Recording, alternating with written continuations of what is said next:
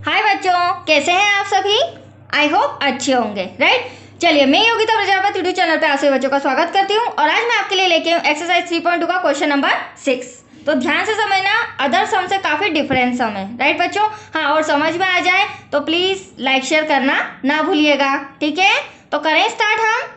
देखिए, question number 6 में क्या कहा गया है। एक रैखिक समीकरण 2x + 3y - 8 = 0 दिया गया है, ठीक है। एक रैखिक समीकरण तो हमें दिया गया है। दो चरों में एक ऐसी और रैखिक समीकरण लिखिए ताकि प्राप्त युग्म का, मतलब जो हम दूसरा समीकरण बनाएंगे तो प्राप्त युग्म का ज्यामितीय निरूपण, जैसा कि प्रतिच्छेदी करती हुई रेखाएं हों, समांतर रेखाएं हों या संपाती रेखाएं। तो अगर मैं अपनी लैंग्वेज में बताऊं तो देखो, हम थर्ड चैप्टर कर रहे हैं बच्चों, जिसमें दो समीकरण होना कंपलसरी है। तो एक समीकरण तो हमें दे रखा है और दूसरा समीकरण आपको बनाना है, ठीक है। दूसरा समीकरण हमें बनाना होगा, बट उसके लिए ये 3 कंडीशन दे रखी। या तो प्रतिच्छेद करती हुई रेखाएं होना चाहिए, इस अकॉर्डिंग आपका सेकेंड इक्वेशन होना चाहिए, समांतर रेखाएं होना चाहिए और संपाती रेखाएं। तो देखो, ये तीनों रेखाएं क्या होती है, इनको काफी डिटेल में 3.2 एक्सरसाइज का जो क्वेश्चन नंबर 2 है उसमें मैंने अच्छे से समझा रखा है। तो आप एक बार वो वीडियो देख लेना, वो सम समझ लेना, ताकि यहाँ पे आपको समझने में प्रॉब्लम नहीं आए, राइट बच्चों, किसी प्रकार का डाउट ना हो। तो चलिए स्टार्ट करते हैं। अब हमें सबसे पहले दे रखा है, क्या दे रखा है, रैखिक समीकरण। तो रैखिक समीकरण जो दिया हुआ है वो हम लिख लेते हैं, क्योंकि हमारा समीकरण एक है। हमें दिया है 2x + 3y - 8 = 0। ये तो हो गया हमारा समीकरण नंबर फर्स्ट। एनी डाउट बच्चों। अब कंडीशन प्रतिच्छेदी करती हुई रेखाएं। तो प्रतिच्छेदी करती हुई रेखाएं क्या होती है, इस अकॉर्डिंग हमें समीकरण 2 बनाना है। तो पहले मैं बता देती हूँ, प्रतिच्छेद करती हुई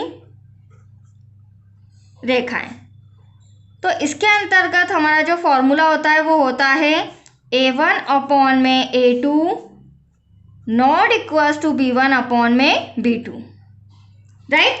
अब देखो, प्रतिच्छेदी करती हुई रेखाएं क्या कहती है, A1/A2 उसके बराबर नहीं होना चाहिए। नॉट इक्वल टू का मतलब क्या होता है, आमने सामने बराबर नहीं होना चाहिए। तो ≠ B1/B2। तो आप देख रहे हैं A1 B1 C1 तो दे रखा है, हालांकि हमें C1 तक जाना भी नहीं है, बट ये हमारा A1 और B1 है। अब हमें A2 और B2 ऐसा बनाना है जो आपस में बराबर ना हो। तो देखो, हम क्या करेंगे बच्चों, या तो 2 और 3 की डिजिट चेंज कर दीजिए, यहाँ पर अदर डिजिट रख दीजिए, या दूसरी हिंट देती हूँ मैं, एक ट्रिक बता रही हूँ। 3 को हम आगे ले लेते हैं, देन 2 को हम पीछे ले लेते हैं, मतलब 3 के साथ x हो जाएगा, 2 के साथ y हो जाएगा। तो ये हमारा समीकरण सेकेंड हो जाएगा। फिर मैं आपको प्रूफ करके भी बताऊंगी कि हमने चेंज किया है तो नॉट इक्वल टू आ रहा है या नहीं आ रहा है। तो आप देख रहे हैं 3x यहाँ पर ले रही हूँ मैं, प्लस 2 को मैंने पीछे अरेंज किया तो ये मेरा 2y हो जाएगा, -8 एज इट इज ऐसा कैसा = 0। समीकरण नंबर 2। Any doubt. अब मैं इसको कंपेयर करके भी बताती हूँ, तुलना करके भी बताती हूँ कि जो हमने इक्वेशन सेकेंड बनाया है वो सही है या नहीं। तो देखो, A1 हमारा 2 है, क्योंकि मैंने पहले भी सब में समझाया था आपको, जो भी हमारी इक्वेशन रहती है 3.2 एक्सरसाइज में, उसको हमें A1 A2 B2 C2 इनसे तुलना करनी पड़ती है। तो यहाँ भी मैं कंपेयर कर रही हूँ। तो A1 हमें दे रखा है 2, A2 अभी मैंने आपके सामने निकाला 3 = 2, ठीक है। B1 हमें दे रखा है 3 और सेकेंड इक्वेशन का B2 हमारे पास है 2। तो आप खुद ही देख के बता सकते हैं क्या A1/A2 इक्वल है B1/B2 के। तो आप देख रहे हैं कि नहीं, इक्वल नहीं, यहाँ 2/3 यहाँ 3/2 है। तो that's your answer, not equal to, मतलब कि हमारा समीकरण सेकेंड हमने सही अरेंज किया है, राइट बच्चों।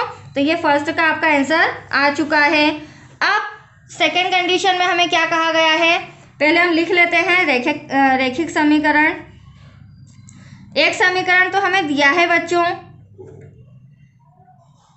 वो समीकरण क्या है, 2x + 3y - 8। तो समीकरण फर्स्ट तो हमारा कंप्लीटली दे रखा है, हमें सेकंड बनाना है, बट कंडीशन क्या होगी, इस बार हमें कंडीशन दे रखी है समांतर रेखाएं। क्या दे रखा है, पहले प्रतिच्छेदी रेखाएं था, अब समांतर रेखाएं। तो समांतर रेखाओं के अंतर्गत फॉर्मूला क्या होता है, उसके अंतर्गत फॉर्मूला होता है A1/A2 = B1/B2 ≠ C1/C2, राइट बच्चों, अगर इसको डिटेल में समझना है तो आप क्वेश्चन सेकंड देख लीजिए इसी एक्सरसाइज का, तो यहाँ आपको थोड़ी सी भी प्रॉब्लम नहीं रहेगी, ना ही डाउट्स रहेगा।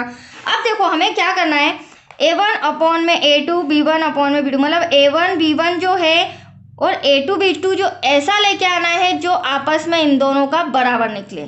तो ऐसा नहीं कि आप 2x या फिर ले भी सकते हैं, अगर यहाँ पे 2x है तो इक्वेशन सेकंड भी 2x और 3y ले सकते हैं, ऐसा भी हो सकता है, या नहीं भी ले तो दूसरी कंडीशन, दूसरा ट्रिक भी मैं आपको बता रही हूँ।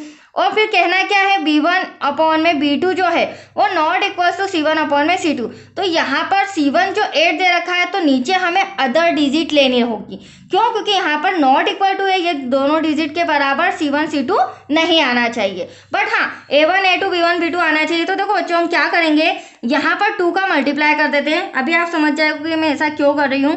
2 का 2 में करेंगे 2 2 ज़ा 4, 2 का 3 में करेंगे 2 3 ज़ा 6, ठीक है। बट यहाँ पर मैं चेंज नहीं करूँगी, यहाँ पर मैं अदर डिजिट लेंगी, क्योंकि मुझे नॉट इक्वल टू नहीं बताना है, आपको इस फॉर्मूले के अकॉर्डिंग इक्वेशन बनानी है, मैंने पहले ही बताया था, राइट।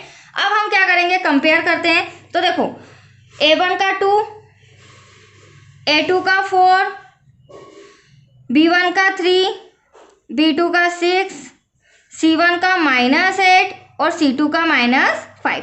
अब देखो किस तरह से ये सेम आएगा। तो देखो बच्चों इसको मैं कैंसिल कर सकती हूँ, 2 1 ज़ा 2 2 2 ज़ा 4, तो 1 अपॉन में 2 आ रहा है आपके सामने, इक्वल्स टू यहाँ पर कैंसिल कर सकती हूँ, 3 1 ज़ा 3 3 2 ज़ा 6, तो यहाँ पर भी आ रहा है हमारा 1 अपॉन 2 इक्वल्स टू। अब आप देख रहे हैं ये माइनस से माइनस तो मैंने कैंसिल कर दिया, बट 8 और 5 क्या कैंसिल हो सकता है क्या, नहीं हो सकता है, तो यहाँ पर मैं लिख रही हूँ 8 अपॉन में 5 ऐसा का ऐसा। तो देखो A1 अपॉन में A2 equals to B1 upon में B2, मतलब कि ये जो मैंने डिजिट आपके सामने मल्टीप्लाई करके लाई हूँ ये दोनों बराबर आ रही है, बट जो तीसरी डिजिट में लेके आई हूँ वो नॉट इक्वल्स टू, मतलब B1 अपॉन में B2 not equals to C1 upon में C2।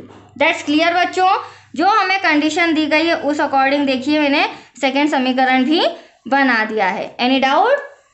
चलिए अब हमें थर्ड समीकरण और निकालना है। कंडीशन इस बार हमारी है संपाती रेखाएं, क्या दिया है, संपाती रेखाएं। तो हर बार की तरह हम पहले रैखिक समीकरण लिख लेते हैं। हमें रैखिक समीकरण दे रखा है, रैखिक समीकरण 2x प्लस 3y माइनस का 8 इक्वल्स टू 0, फर्स्ट समीकरण। अब यहाँ हमें कंडीशन दे रखी संपाती रेखाएं। तो देखो संपाती रेखाओं के अंतर्गत क्या फॉर्मूला होता है, तो ये फॉर्मूला होता है हमारा A1 अपॉन में A2 right equals to B1 upon में B2 equals to C1 upon में C2 राइट। अब संपाती रेखाएं वो होती है जिसमें तीनों का मान, मतलब तीनों की वैल्यू आपस में क्या होती है, बराबर होती है। तो यहाँ मुझे इस तरह का इक्वेशन बनाना पड़ेगा कि तीनों की वैल्यू सेम हो जाए। तो देखो अब यहाँ पर मैं डायरेक्टली 2x 3 और 8 नहीं ले सकती हूँ, नहीं तो ये तो दोनों समीकरण एज इट इज सेम हो जाएंगे। तो यहाँ पर हम कुछ नया करते हैं, जैसे वहाँ 2 का मल्टीप्लाई किया तो यहाँ पर हम तीनों में 3 का भी कर सकते हैं, 4 का भी, मतलब इन्हें डबल ट्रिपल कर लो, फिर हम कैंसिल करके इन तीनों को इक्वल बता देंगे राइट। तो यहाँ पर मैं 3 का मल्टीप्लाई कर रही हूँ, 3 2 ज़ा 6x, क्योंकि हमें इक्वल बताना है बच्चों। 3 3 ज़ा 9y माइनस 3 8 ज़ा 24 इक्वल्स टू 0। ये आ गया हमारा समीकरण 2। तो देखो तीनों में 3 का किया, आप 4 का भी कर सकते हो, 2 का भी कर सकते हो एज यू विश, बट लाना इक्वल है, ठीक है बच्चों। अब देखो ये मेरा A1 हो जाएगा 2, ये मेरा A2 हो जाएगा 6, ये मेरा B1 हो जाएगा 3, ये मेरा B2 हो जाएगा 9, ये मेरा C1 हो जाएगा -8, ये मेरा C2 हो जाएगा माइनस का 24। अब देखो बच्चों अब किस तरह से हम इसे सॉल्व करके इक्वल लेके आते हैं। तो आप देख रहे होंगे 2 1 ज़ा 2 2 3 ज़ा 6, तो यहाँ पर हमारा आंसर आ रहा है 1 अपॉन में 3 इक्वल्स टू 3 1 ज़ा 3 3 3 ज़ा 9। यहाँ भी हमारा आंसर आ रहा है 1 अपॉन में 3 इक्वल्स टू, पहले माइनस से माइनस कैंसिल करो, फिर 8 1 ज़ा 8 8 3 ज़ा 24, that's your answer. I hope आप समझ गए होंगे तीनों डिजिट, मतलब मैंने इस तरह का इक्वेशन सेकंड बनाया कि मेरी संपाती रेखाएं जो हमें कंडीशन दी थी उस कंडीशन के अकॉर्डिंग मेरा इक्वेशन भी बन गया, और मैंने प्रूफ करके भी बता दिया कि देखो ये मैंने इक्वेशन जो लेके आई हूँ ये आपस में बराबर है। तो दैट्स योर आंसर बच्चों, आया आपको समझ में। आज ये हमारा क्वेश्चन नंबर 6 भी कंप्लीट हो चुका है। अब लास्ट क्वेश्चन नंबर 7 बाकी रह गया है राइट। तो आज के लिए इतना ही, जो नेक्स्ट वीडियो बनेगा क्वेश्चन नंबर 7 का बनेगा, फिर ये हमारी एक्सरसाइज कंप्लीट हो जाएगी राइट। तो चलिए पढ़ते रहिए, इसी तरह मेहनत करते जाइए क्योंकि हमें अच्छे मार्क्स लाना है। ओके बच्चों, थैंक यू।